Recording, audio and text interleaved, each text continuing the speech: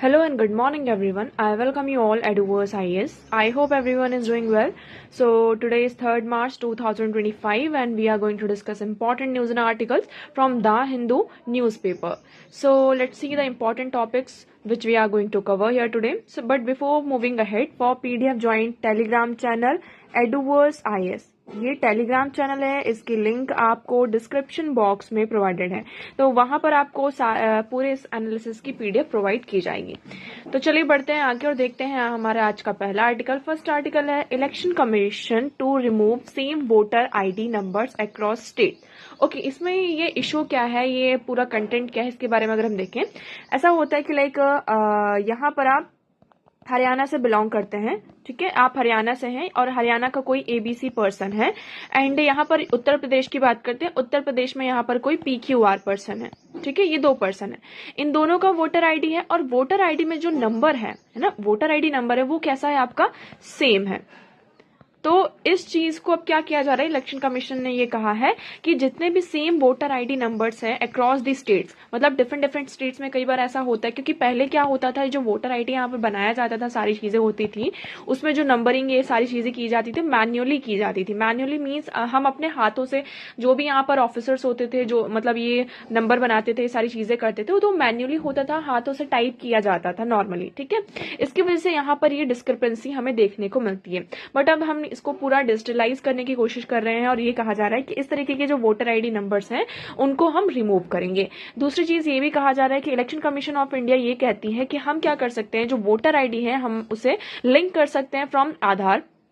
अगर हम उसे आधार से लिंक कर देंगे तो उससे क्या होगा कि जैसे कि कई बार इलेक्शन कमीशन ऑफ इंडिया के ऊपर ये बहुत सारे एलिगेशंस लगाए जाते हैं कि यहाँ पर वोट काउंट जो होता है उसमें डिस्क्रिपेंसी देखने को मिलती है और ये सारी चीजें, तो इससे भी हमें क्या मिल जाएगा, छुटकारा मिल जाएगा। लाइक हम बायोमेट्रिक का भी यूज कर सकते हैं कि कोई भी यहाँ पर वोटर जो है उसने डबल वोटिंग ना की हुई, क्योंकि हमने आपने लोगों ने ये केसेस बहुत बार सुना होगा कि एक पर्सन है वो वोट कर देता है और जो हाथ में ये इंक लगाई जाती है उसको बहुत ही जल्दी से या तो कुछ इस तरीके का यहाँ पर वो यूज करके रखते हैं कि वो इंक जो होती है निकल जाती है, एंड फिर वो कपड़े वगैरह चेंज करके अपना जो थोड़ा सा ड्रेसअप है, ड्रेसिंग सेंस है, वो चेंज करके दूसरे पर्सन का यहाँ पर वोटर आईडी का यूज करके वो क्या करते हैं, यहाँ पर वोट कर देते हैं। तो इन सारी चीजों को हम क्या कर सकते हैं, रोक सकते हैं। तो ये कहा जा रहा है। अब फर्दर देखते हैं क्या चीजें निकल कर आती, बट अभी यहाँ पर ये कहा जा रहा है कि poll panel says it will ensure each voter get unique EPIC number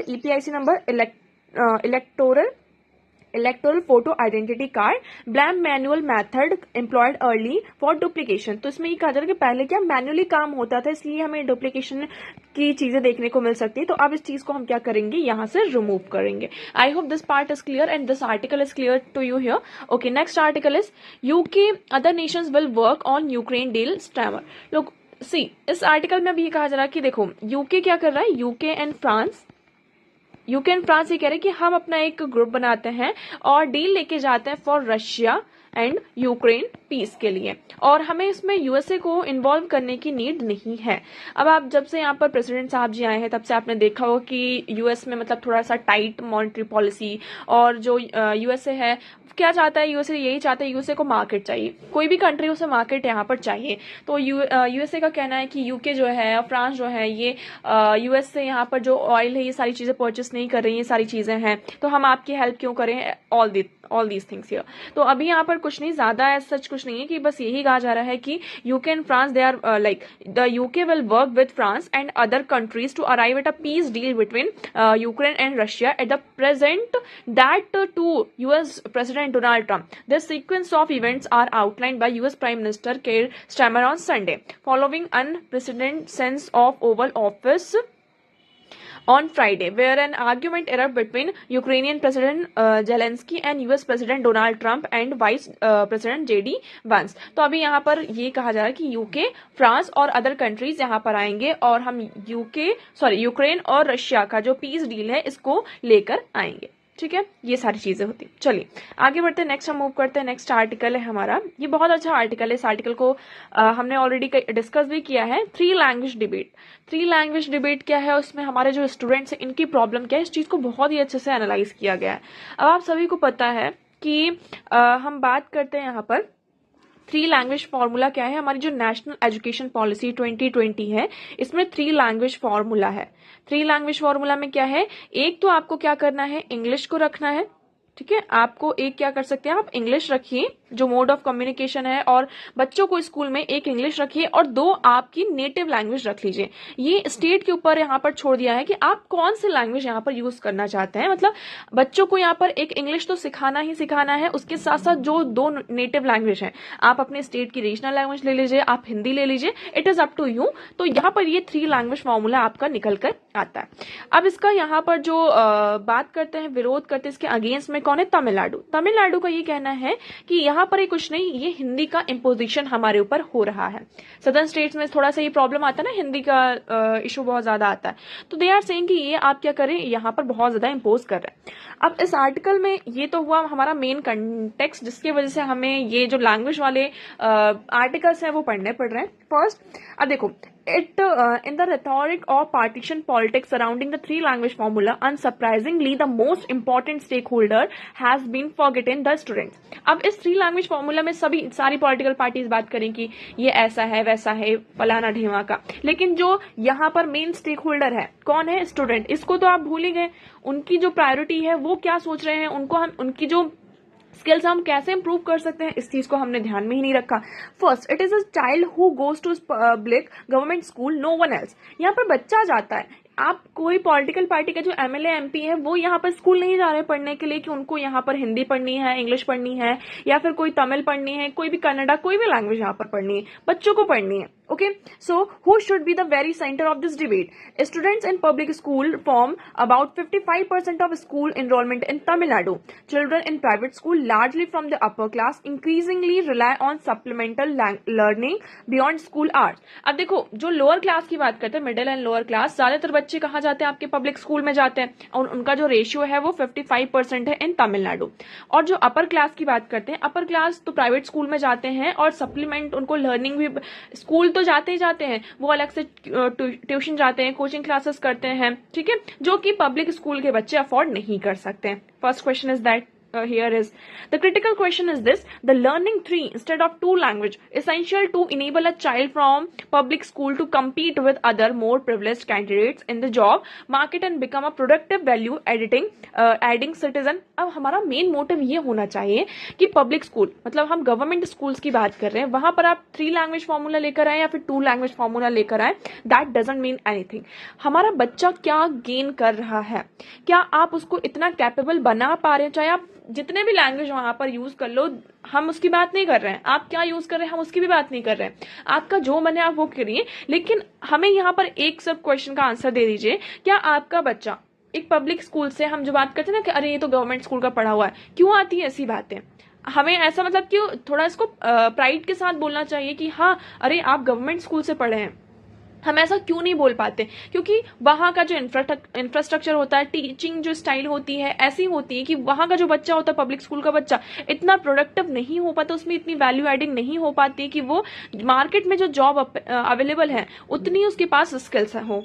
तो ये सबसे बड़ा क्वेश्चन है कि आप कोई सी भी लैंग्वेज यूज करें, इंग्लिश करना इंग्लिश कीजिए, हिंदी कीजिए, तमिल कीजिए, आपकी जो भी नेटिव लैंग्वेज आप यूज करना चाहते कीजिए, लेकिन आप उस बच्चे को इतना कैपेबल तो बनाइए कि मार्केट में जो जॉब्स अवेलेबल हैं, जो जॉब्स हैं, वो कोई भी यहाँ पर एक प्रिविलेज क्लास का कैंडिडेट आता है, ठीक है, तो आप भी वहां पर क्या कर सकते हैं, आपका जो बच्चा है वो उससे compete कर पाए। Second, while the national education policy is a path breaking on many accounts, there are few provisions that ignore the ground reality of public education in India, especially at the primary and secondary level. The three language formula is one such issue. अब national education policy में बहुत सारी चीजें आपकी change हुई हैं, लेकिन ये three language formula one of the issue है।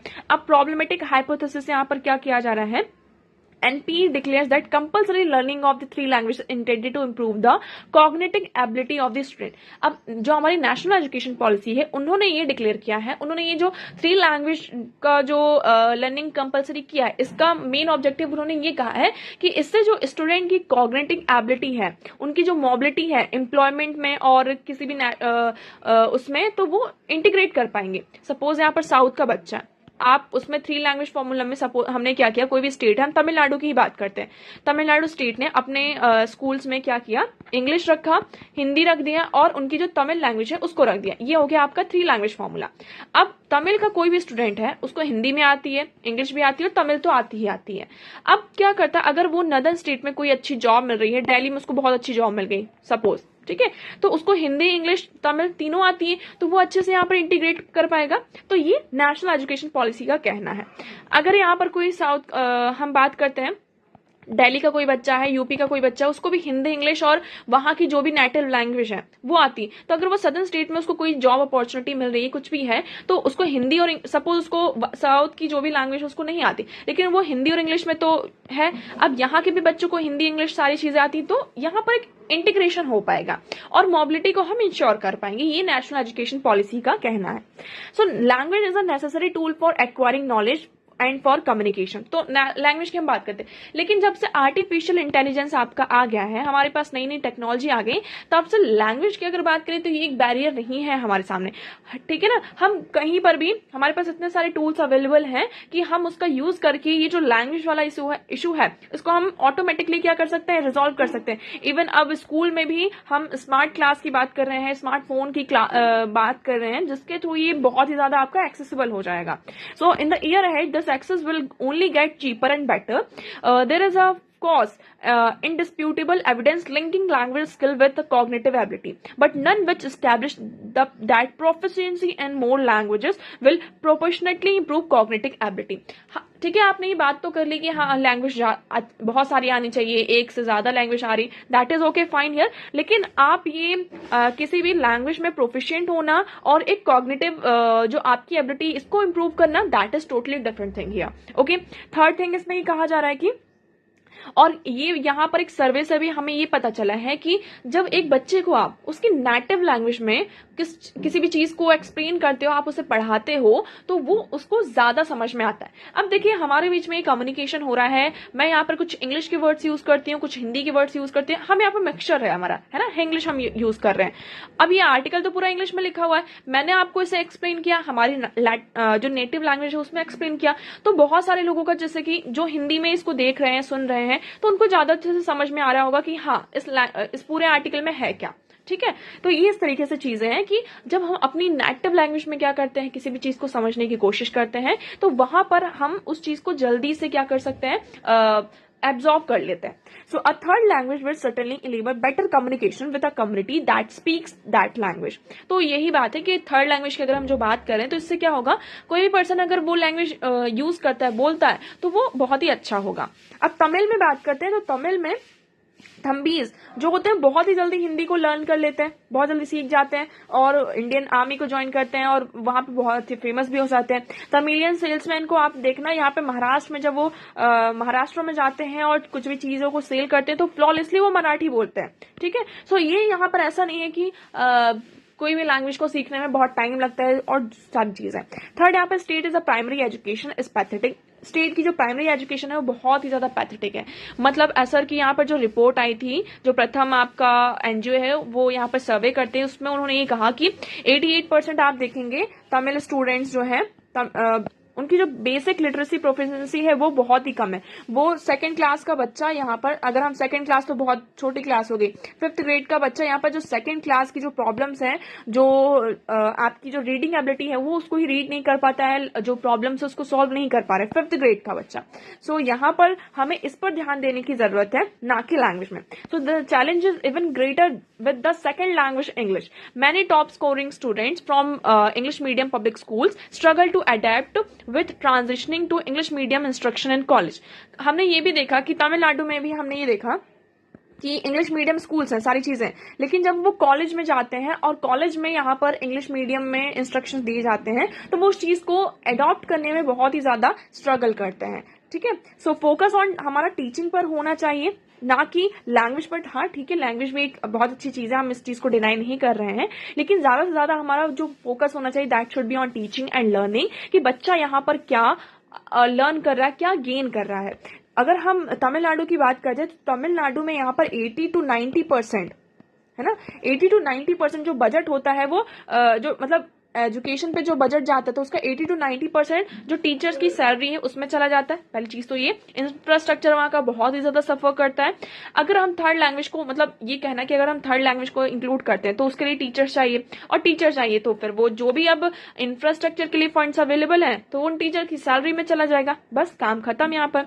तो हम सैलरी में ज्यादा फोकस करते हैं in spite of having more focus on infrastructure. So language a great anchor of cultural value. हम ये नहीं कह रहे कि मतलब कि जो आपकी नेटिव लैंग्वेज है उसको पूरी तरीके से बंद कर दीजिए, उसका यूज ही मत कीजिए, आप कीजिए, क्योंकि वो हमारा कल्चर है, वो इतनी सिटी हमें उसे भी प्रोटेक्ट करना है, बट लैंग्वेज एक बैरियर नहीं बनना चाहिए।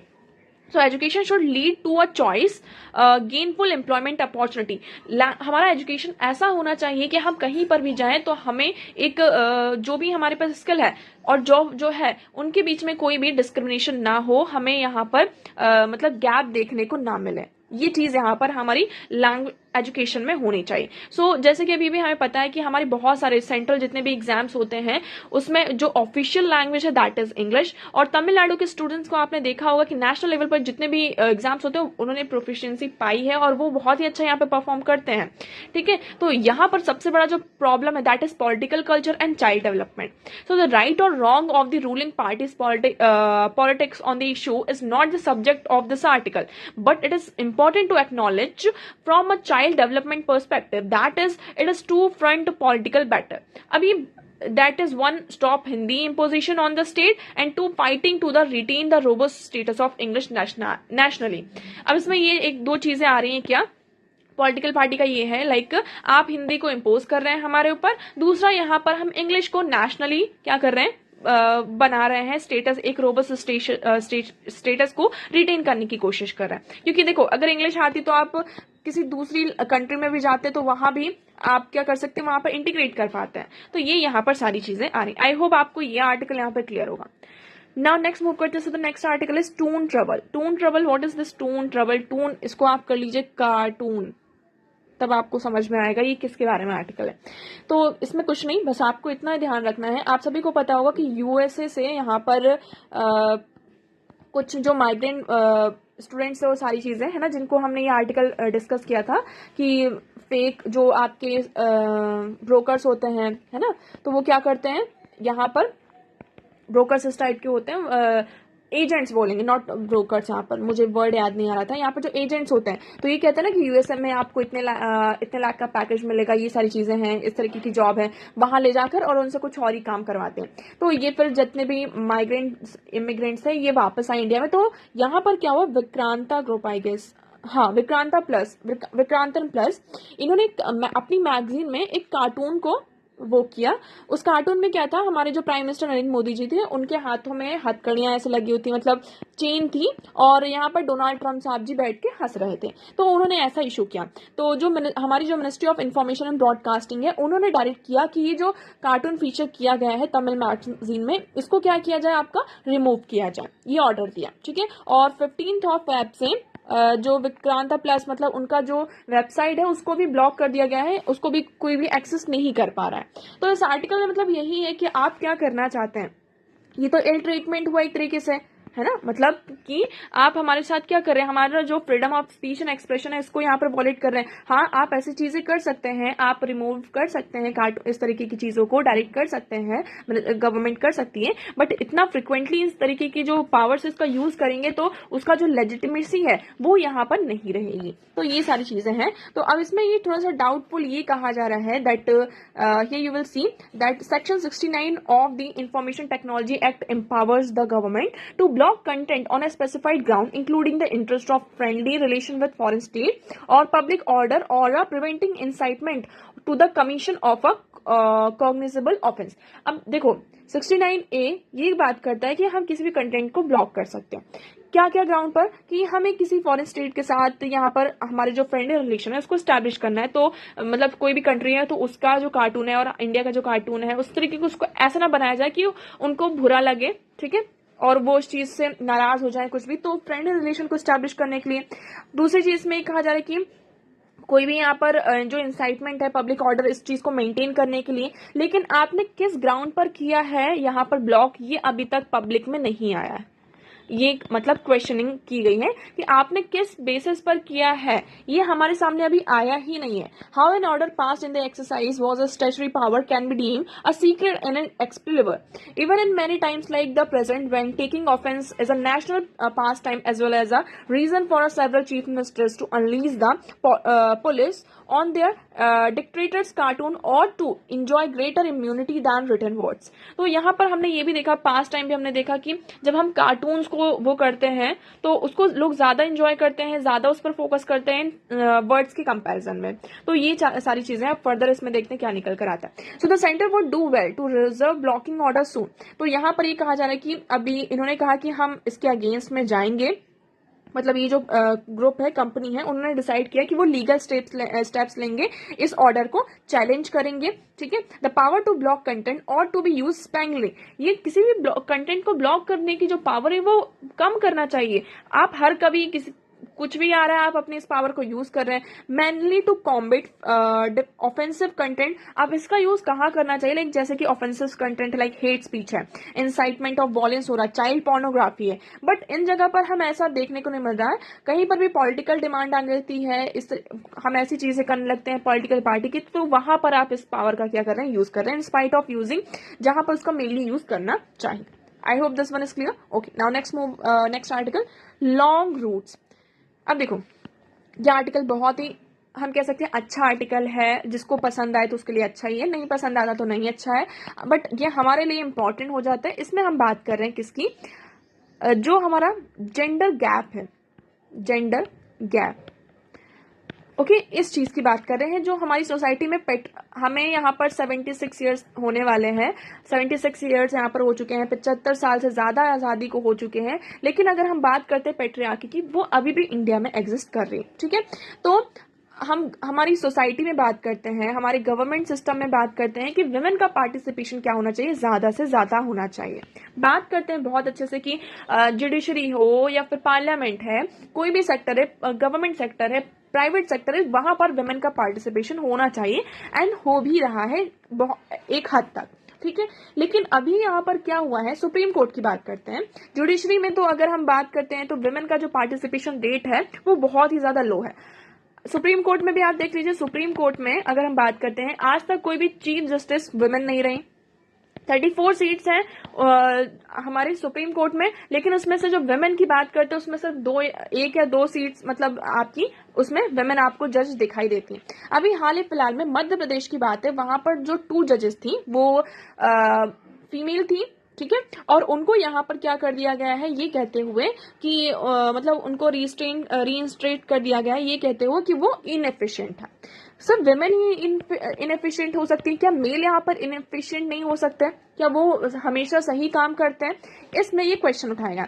तो इस चीज को यहाँ पर बात करते हुए सुप्रीम कोर्ट ने भी ये भी कहा है, if institutions are serious about rooting out sexism they must walk the talk. यहाँ पर हम सब बात करते हैं कि हाँ वुमेन का पार्टिसिपेशन होना चाहिए, लेकिन ये सब बात होती है. हम उस चीज पर जब एक्चुअल में उस चीज को इम्प्लीमेंट करने की बात आती है तो हम बहुत ज्यादा सीरियस हो जाते हैं कि नहीं, ऐसा बिल्कुल भी नहीं हो सकता. Instead of merely celebrating the entry of more women in workforce, they have to provide an enabling atmosphere for those on the roll. Okay, हम जैसे कि बात भी करते कि हो गया यहाँ पर वुमेन आपकी आ चुकी हैं, उन्होंने यहाँ पर पार्टिसिपेट किया, एंट्री की, लेकिन क्या उनके लिए एक एटमॉस्फेयर है वैसा काम करने वाला या नहीं. अब आप सभी को पता है, आप इस चीज को एग्री करें या ना करें, वुमेन एक जो औरत होती है, वुमेन की बात करती है और मैन की बात करते हैं, दोनों यहाँ पर अलग होते हैं. अब वुमेन प्रेग्नेंट होती हैं तो होती हैं, क्या आप इस चीज को रोक सकते हैं क्या, ये तो एक बायोलॉजिकल प्रोसेस है. उन्हें यहाँ पे मेंस्ट्रुएशन होता है, मेंस्ट्रुएशन साइकिल होती तो होती है, अब उसमें पेन होता है तो क्या ये उनकी गलती है, ये तो एक बायोलॉजिकल प्रोसेस है. जब यहाँ पर वुमेन एक प्रेग्नेंट होती हैं तो उनको यहाँ पर पेन होता है, ब्लीडिंग होती है, अब उनके बॉडी का वेट भी बढ़ जाता है, वो एक बच्चा कैरी करके रखती है, ह्यूमन बीइंग को कैरी करते तो उसका भी वेट होता है. अब उस वेट को उठाकर पूरा काम करना, सारी चीजें करना, यहाँ पर अब ये चीज है तो है. अगर एक आदमी को अगर भी कह दिया जाए तो वो भी फिर इस चीज को मतलब आपके ऊपर अगर 3-4 किलो का वजन, यहाँ पर आप 5-6 किलो का वेट लेकर आप कोई काम कर पाएंगे दिन भर, आप खुद सोच कर देखिए, ठीक है। तो जब अगर यहाँ पर वुमेन को एक मैटरनिटी लीव मिल जाती है, तो ये सबसे पहले बात आती है कि अब उनका तो अच्छा है, घर बैठकर यहाँ पर कमा रहे फालतू के, वहां पर उनको पैसे मिल रहे हैं। तो ये कुछ वर्डिंग्स हैं जो अभी भी आपको सोसाइटी में सुनने को मिलती हैं, ठीक है। ये सारी चीजें आ गई। अभी हमने इसकी बात करी, तो देखो supreme court of India showed its intent to declaring that with more and more women joining judicial service it was time for judiciary to be more cognizant for their wellbeing at the workforce. तो अब जैसे कि यहाँ पर ये कहा जा रहा है कि हम ये इंश्योर कर रहे हैं कि जुडिशियल सर्विस को ज्यादा से ज्यादा वुमेन यहाँ पर ज्वाइन करें, लेकिन उनके लिए हमें एक कॉग्निजेंट यहाँ पर उनकी वेलबींग और जो वर्कफोर्स वैसा भी होना चाहिए, ठीक है। अब देखो वुमेन अगर प्रेग्नेंट होती है तो ये तो मतलब कि हेल्थ पर डिपेंड करता है, मिसकैरेज भी हो सकता है, सारी चीजें हो सकती हैं। तो उसके बाद भी जब मिसकैरेज हो जाता है, बहुत ज्यादा उसमें ब्लीडिंग होती है एंड ऑल, तो उससे आपकी हेल्थ पर कहीं ना कहीं असर पड़ता है। तो चाहे वो वुमेन हो या मैन हो, मैन भी यहाँ पर, आदमी भी यहाँ पर हर समय एक जैसा नहीं रहता है, ठीक है। उनको भी प्रॉब्लम यहाँ पर हो सकती है। So despite the fact that one of them had suffered miscarriage, तो इसमें क्या होता है कि एक जो हमारी मतलब जज थी, तो उनका मिसकैरेज हो गया था। तो उनका ये कहना था कि it was not enough to find comfort slowly in a growing number of female judicial officers if we are unable to secure for them sensitive work environment. तो अगर हम उनके लिए एक एनवायरमेंट जो है, वर्क का एनवायरमेंट नहीं इंश्योर कर पा रहे, नहीं सिक्योर कर पा रहे हैं, तो ये आपकी इनएफिशिएंसी है, ना कि वुमेन की इनएफिशिएंसी है, ठीक है। सो यहाँ पर ये टर्मिंग द टर्मिनेशन ऑर्डर, यहाँ पर जो उनका टर्मिनेशन ऑर्डर था उसको टर्मिनेट किया गया, पुनिटिव, आर्बिट्रेरी एंड इलीगल कहते हुए the Justice Nagarandam, one of the women judge in the court, which has sanctions strength of 34, had to step in, is an indication of the long and difficult fight for gender equality. तो अभी भी यहाँ पर gender equality के लिए हमें बहुत ही आगे तक जाना है, और ये जो फाइट है वो अभी भी यहाँ पर खत्म नहीं हुई है। तो ये सारा है। So while gender can not be an excuse for poor performance, यहाँ पर जेंडर कोई पुअर परफॉर्मेंस का एक्सक्यूज नहीं है। It is incredible that court had to intervene to call out wrong on a basis issues such as maternal right। तो maternal rights हैं तो हैं, वुमेन प्रेग्नेंट होती हैं तो होती हैं, मिसकैरेज होता है तो होता है, यू कांट स्टॉप दैम। अगर आप इसको रोक देते हैं तो फिर क्या होगा, वी ऑल नो दैट, है ना। तो मिसकैरेज के देखो, मैटरनिटी मिसकैरेज के कारण जो एक मदरहुड, जिस तरीके से हम कहते हैं ना, प्रेग्नेंट के बाद जब यहाँ पर डिलीवरी होती है, सारी चीजें होती हैं, तो एक मदरहुड जो होता है जॉय लेकर आता है, उसी तरीके से जब मिसकैरेज होता है किसी भी औरत का, तो उससे साइकोलॉजिकल, फिजिकल और मेंटल इम्पैक्ट भी पड़ता है। तो हमारी जो पॉलिसी मेकिंग होनी चाहिए वो इन सारी चीजों से वो अवेयर होना चाहिए और उसके अकॉर्डिंग उनको एक्ट करना चाहिए। So I hope this article is very clear to you कि इसमें हमने क्या बात की है।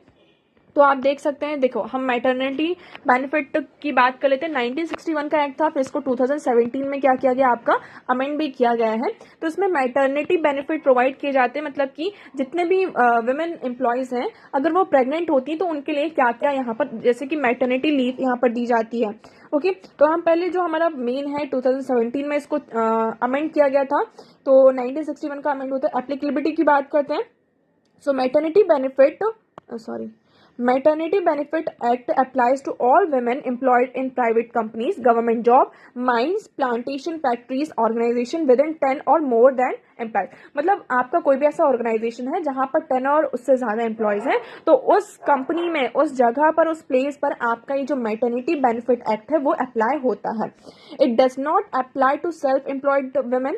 हाँ, अगर कोई सेल्फ एम्प्लॉयमेंट मतलब कि किसी का बिजनेस है, ऐसी वुमेन है, तो उनके ऊपर ये अप्लाई नहीं होता है। Women is eligible to make maternity leave under the act only when she has work with the employed for at least 80 days and 12 months preceding her expected delivery date. तो मतलब आपने उस ऑर्गेनाइजेशन में एटलीस्ट 80 डेज तो काम किया ही हो, ठीक है, और जैसे भी आपकी डिलीवरी डेट है उसके अकॉर्डिंग, तो आप उस चीज के लिए एलिजिबल हो जाते हैं।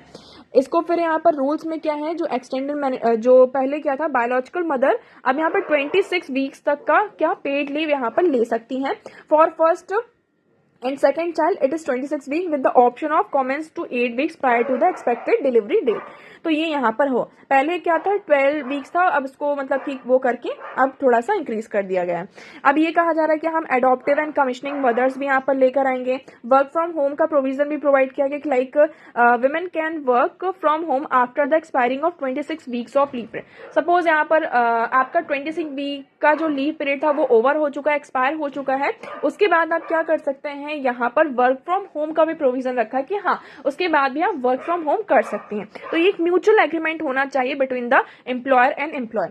क्रैश फैसिलिटी की बात करते हैं, एस्टैब्लिशमेंट ऑफ 50 और more employees must provide a creche facility allowing women to visit their child 4 times during a working our.